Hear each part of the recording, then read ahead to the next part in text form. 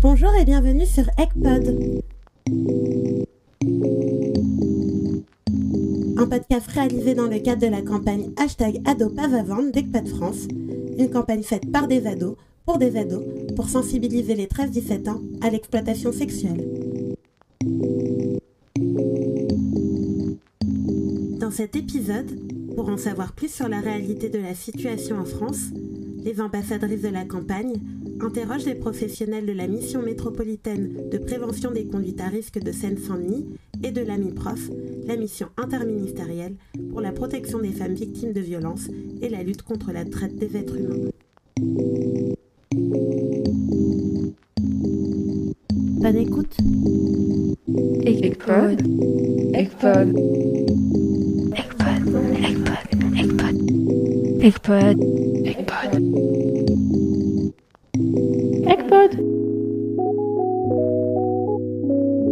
Bonjour à tous. Alors aujourd'hui, on est le 1er juillet 2021. Notre studio radio aujourd'hui est installé à Pantin, dans le 93. Je suis Djeneba et je suis aussi accompagnée de Lina, de Kenza et de Lilia. On est toutes les trois des lycéennes âgées de 15 à 17 ans.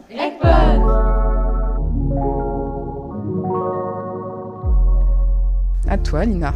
Aujourd'hui, nous sommes avec Emmanuelle Meunier et deux représentantes de la MIPROF qui sont Cécile Malassigné et Jessica Gourmelaine.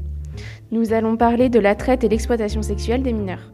Maintenant, nous allons interroger deux chargées de commission qui sont Cécile Malassigné et Jessica Gourmelaine au MIPROF, qui est la mission interministérielle pour la protection des femmes et la lutte contre la traite des humains. Merci pour ces précisions. D'après un rapport publié par le Sénat avec des données de l'ONU, 70% des victimes sont des femmes et des jeunes filles. Est-ce qu'on sait, dans ce pourcentage-là, combien sont mineurs ? Alors, premièrement, la question des chiffres est une question extrêmement compliquée, puisqu'il y a tout d'abord les chiffres des victimes qui ont été identifiés formellement par les forces de l'ordre, donc police et gendarmerie. Et ensuite, il y a les chiffres dont nous disposons des victimes suivies par le monde associatif. Donc, au niveau mondial, la question des chiffres est une question qui est en cours d'harmonisation, de travail. Ce que nous pouvons vous dire, c'est qu'au niveau de l'Union européenne, donc ce sont à peu près les mêmes proportions. Une victime sur 4 est mineure. Et au niveau français, les associations estiment environ à 8000 mineurs qui sont victimes d'exploitation sexuelle. Et au niveau de la traite des êtres humains, à peu près entre 2016 et 2020, 2000 victimes étaient mineures de traite et d'exploitation de toutes catégories confondues, en fait. Et cela représente environ un pourcentage de 30 à 40% des victimes. C'est également important de préciser la difficulté de récolter ces données, puisque une victime ne se reconnaît pas forcément comme telle, elle n'ira pas forcément déposer plainte auprès des forces de l'ordre, ni ne se tournera forcément vers une association. C'est également important de garder en tête qu'il y a un chiffre qui n'est pas connu de toutes les victimes qui ne sont pas encore identifiées ou qui n'osent pas encore faire la démarche pour déposer plainte ou être accompagnées par une association. Et est-ce que vous savez s'il y a une tranche d'âge qui est plus susceptible d'être victime de ce genre de phénomène ? Alors oui, justement, nous avons mené une étude sur les données administratives des victimes mineures de traite et nous avons noté une prédominance des victimes mineures de sexe féminin entre 15 et 17 ans et de nationalité française, donc sur les victimes identifiées en France. Et la première forme d'exploitation à l'encontre des victimes mineures était l'exploitation sexuelle.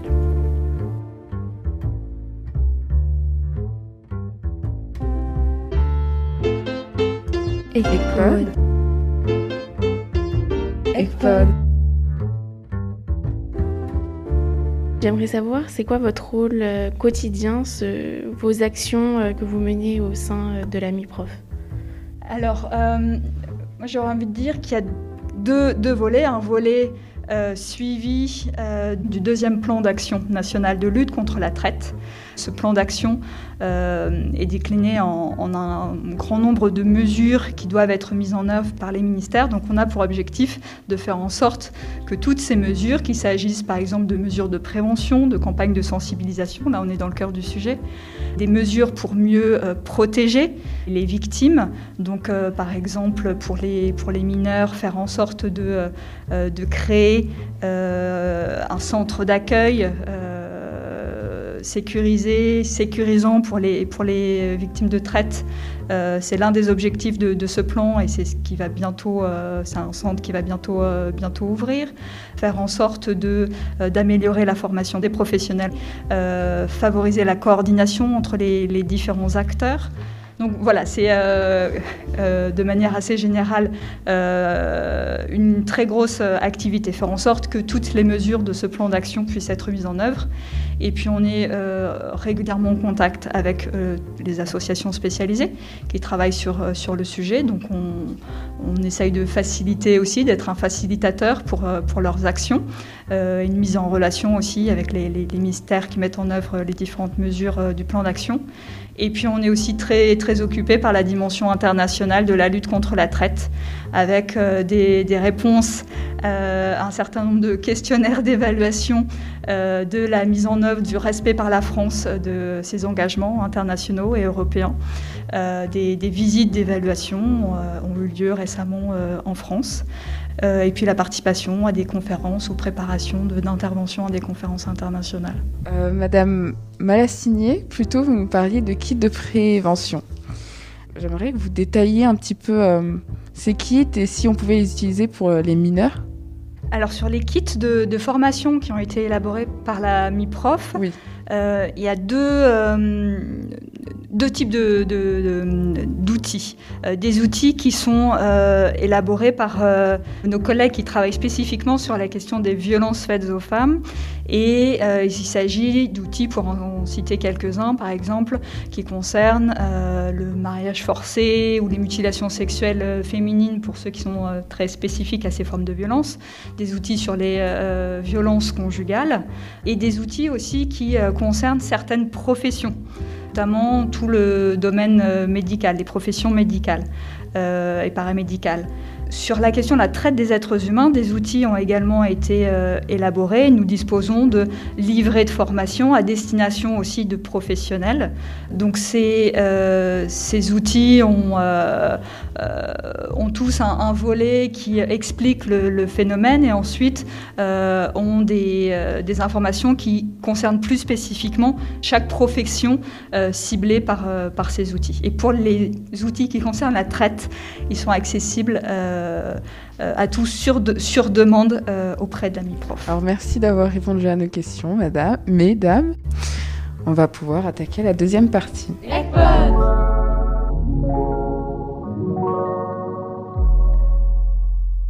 Alors très brièvement, Emmanuel Meunier, il est chef de projet à la mission métropolitaine de prévention des risques dans le 93. La première question qu'on voudrait vous poser, c'est pourquoi est-ce que c'est particulièrement intéressant de s'intéresser et de se concentrer sur la traite et l'exploitation sexuelle des mineurs en particulier ? Tout d'abord, nous, à la mission métropolitaine de prévention des conduites à risque, on n'est pas spécialisé sur cette question. Nous, on est rattachés au département, donc à une démarche de protection de l'enfance. Donc pour nous, on ne considère pas ces jeunes filles a priori comme des prostituées, ce sont des enfants ou des adolescentes en situation de prostitution, mais on les considère globalement, c'est-à-dire qu'elles ont diverses difficultés. Souvent, elles sont aussi déscolarisées, elles peuvent consommer des produits, elles peuvent avoir subi des violences, elles peuvent être l'objet de harcèlement. Donc nous, on va considérer l'ensemble des choses, les relations avec la famille. Donc on n'est pas centré sur la question de la prostitution. Cela dit, on peut prendre votre question dans un autre sens. C'est pourquoi c'est si important. C'est que ça va avoir un impact tout à fait sévère, tout à fait délétère sur le parcours d'une jeune fille, même si elle passe quelques mois, même si elle s'initie à ça, elle peut subir des choses, des violences sexuelles, des processus de désocialisation, parce que c'est pas simple de poursuivre une scolarité en ayant cette image-là auprès de son groupe de pairs. Ça peut être des ruptures familiales. Bref, ça va avoir un effet considérable sur le long terme aussi parfois, quoi. Et vous pourriez nous dire au quotidien quelles sont vos missions ? Alors, mes missions, moi, c'est de soutenir les professionnels de terrain qui rencontrent des jeunes dans différentes difficultés. Ça peut être des jeunes usagers de drogue, ça peut être des jeunes qui sont engagés dans des trafics, mais aussi évidemment aussi des jeunes filles qui sont dans ce type d'emprise liée au système prostitutionnel.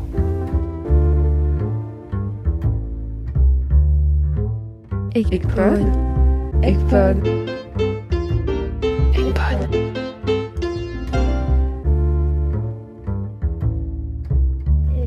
On aimerait savoir, puisque en fait on est lycéenne et on a remarqué au lycée qu'il y avait un phénomène de banalisation de la prostitution. Je ne sais pas si c'est vraiment sur quoi vous travaillez au quotidien, mais nous aimerions savoir ce que vous pensez de ce phénomène de banalisation du corps vendu et si vous êtes souvent confronté à des jeunes filles ou des jeunes tout court, dont vous estimez-vous qu'elles ne se rendent pas compte de ce qu'elles font. D'abord, avant la banalisation, il y a une difficulté de la société à prendre conscience du phénomène. Nous, on a été alertés à peu près en 2012-2013 que ce type de phénomène se développait dans quelques quartiers. Puis finalement, on s'est aperçu en discutant avec d'autres professionnels que ça existait dans plusieurs quartiers en Seine-Saint-Denis. Puis ensuite, on s'est tourné vers d'autres départements. On s'est aperçu que ça avait lieu un peu partout, finalement. Donc, ça a pris plusieurs années pour la société d'accepter cette idée que y avait des mineurs qui se prostituaient, et des mineurs très jeunes. Nous, les cas les plus jeunes qu'on ait, c'est 11 ans, 12 ans. Un médecin d'une maison des adolescents reçoit une gamine qui lui dit « Oh non, mais bon, voilà, je fais ça pour de l'argent, c'est pas si mal. » 11 ans. On a affaire à une petite fille, en fait, qui est déjà intégrée et qui est prise dans des choses qui la dépassent complètement, quoi. Et c'est très, très difficile pour les gens d'accepter cette image-là. Et on voit bien que dans la presse, il y a peu de choses qui sortent. Ça ne dépasse pas la rubrique du fait divers. Ensuite, il y a des choses qui contribuent à la banalisation, qui sont une certaine glamourisation, effectivement, de la prostitution. Il y a entre certaines productions, la télé-réalité, ce qu'on a appelé l'effet Zaya aussi. Tout d'un coup, l'idée que faut être maline. Il y a des gars qui ont de l'argent, on est des filles qui n'ont pas d'argent, on a des atouts. Il y a une espèce de banalisation de ça. Et ça constitue des discours qui peuvent être séduisants pour des gamines qui sont un peu paumées. Et puis, il y a aussi tout l'impact que les choses se passent beaucoup par les réseaux sociaux. C'est-à-dire que les adultes ne maîtrisent pas du tout ça. Les parents ne savent pas manier Instagram, TikTok, ils ne sont pas de compte. Donc tout d'un coup, des choses se déploient aussi sans que les adultes puissent. Et c'est là aussi votre travail est essentiel, là, puisque vous allez aller sur des réseaux où la parole adulte a du mal à rentrer. Vous avez parlé de l'effet Zaya, et on aimerait en savoir un peu plus. Zaya, c'est un personnage assez curieux. Son histoire, c'est une prostituée mineure qui a eu des relations avec des footballeurs et qui ensuite a eu une carrière dans la mode, qui a fait un peu de cinéma récemment, avec un film qui a été présenté à Cannes, primé, etc. Et des jeunes filles qui sont dans ces conduites prostitutionnelles disent « Ah oui, mais elle a la belle vie, quoi ». Elle peut être du coup un peu fascinante. D'autant qu'elle tient le discours de c'est ma liberté, je contrôle tout, alors qu'en réalité, elle a été certainement très manipulée. C'est ça aussi quand on vient pointer aux gens qui sont t'es une prostituée, c'est-à-dire, déjà ça peut être très stigmatisant, mais c'est surtout dire à la personne tu contrôles pas ta vie, t'es une victime. Alors que l'adolescent, il veut pouvoir s'émanciper, s'autonomiser et justement avoir un peu de puissance sur son existence. Donc finalement, on lui dit t'as fait fausse route et ta vie, c'est nul. Si on engage le débat sur cette base-là, en général, les gens, ils cassent tout de suite la relation. Pour celles qui ont 13 et 18 ans, est-ce que vous pensez qu'elles ont conscience de ce qu'elles font ? C'est-à-dire que c'est tout le problème de la relation d'emprise. Une personne a des vulnérabilités, des difficultés. Et quand il y a des difficultés, il y a toujours une sorte de main secourable qui arrive. D'accord. Qui a la solution au problème et qu'on va accueillir comme une aide bienvenue, quoi. C'est ça, c'est que dans le malheur, il y a toujours à un moment une petite lumière. Mais sauf que parfois, cette lumière, c'est un pervers qui l'allume. Du coup, vous pensez qu'elles sont conscientes ou Ce qu'elles voient, c'est qu'elles sont, par exemple, en difficulté matérielle, qu'elles subissent un certain nombre de choses. Par exemple, on va prendre un truc un peu caricatural. Elle est en échec scolaire, elle subit une pression familiale qui fait qu'elle n'a pas beaucoup de liberté. D'un coup, il y a quelqu'un qui dit écoute, tu es très dévalorisé dans ta famille, dans ton parcours scolaire, mais tu sais, tu es une fille qui est belle, tu es une fille qui est intelligente. Vraiment, tu... Et puis même à la limite, elle peut mal lui parler. Le gars, il a 30 ans, mais elle lui parle mal. Et puis la gamine se dit, je peux même tenir tête à un homme qui a 30 balais. Tu parles, lui surtout, c'est qu'il a une gamine de 15 ans à côté de lui, puis ses copains, il voit bien qu'il lui parle mal, mais en même temps, il a vécu une fille de 15 ans, quoi. Donc, je veux dire, tout d'un coup, elles vont prendre de l'assurance, Et puis ensuite, vous avez des mécanismes qui vont être des mécanismes où l'emprise crée des effets de contrainte. C'est-à-dire que j'ai des photos de toi. Tu veux que je les diffuse à tes parents? Tu veux que je les publie sur Internet? Écoute, je t'ai payé à bouffer, je t'ai payé... maintenant, tes parents, tu les vois plus trop. Grâce à moi, t'as un hôtel, etc. Je t'ai beaucoup donné. On ne peut pas tout le temps que recevoir, il faut que tu donnes quelque chose. Mais qu'est-ce que tu as à donner? Par ton corps, tu n'as pas grand-chose à donner. Hein. Bon. Il y a aussi des mécanismes qui vont du coup passer dans des registres de dévalorisation qui font que la personne va s'accrocher à cette image d'une personne qui a été à un moment secourable pour elle. Et puis, si ça ne marche pas, c'est la violence. Dans les profils qu'on a de jeunes filles, c'est très divers. On a aussi bien la gamine qui a été invitée à une soirée, on lui a chapardé son portable, elle ne sait pas comment faire, elle ne sait pas où elle est exactement. Et puis ça tourne à un viol collectif, elle est enfermée dans un truc. Et puis ça c'est... Clairement, elles sont victimes. Et celles-là, ce n'est pas les plus difficiles à s'occuper parce qu'elles se rebellent, parce qu'elles ont subi une vraie injustice et une vraie violence. Et puis, il y a toutes celles qui ont subi, de l'inceste, des viols, des choses comme ça, et qui vont s'attacher à des personnes qui ont l'air secourables et qui vont développer une relation, ce qu'on a appelé les loverboys par exemple, des gens qui paraissent secourables à un moment donné.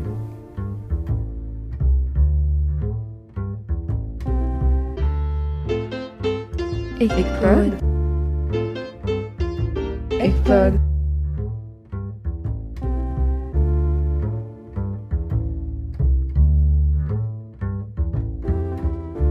Vous avez évoqué des jeunes femmes et des jeunes filles du coup dans cette situation. Est-ce que vous avez déjà été confronté à des garçons?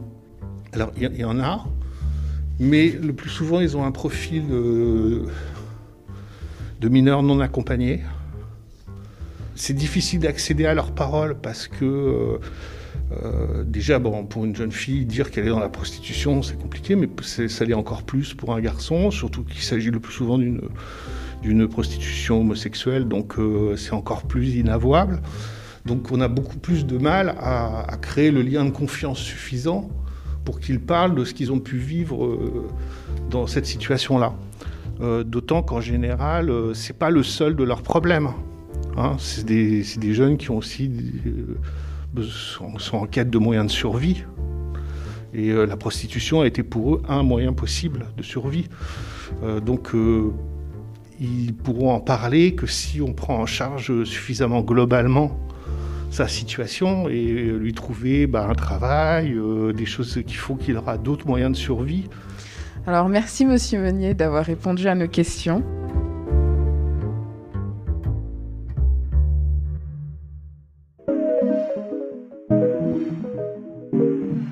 Vous avez écouté Ecpod, un podcast réalisé dans le cadre de la campagne #ado pas à vendre d'Ecpad France, en partenariat avec les associations Radioactivité et Jouir.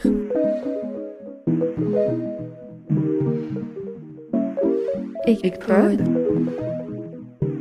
Ecpod. Ecpod. ECPOD.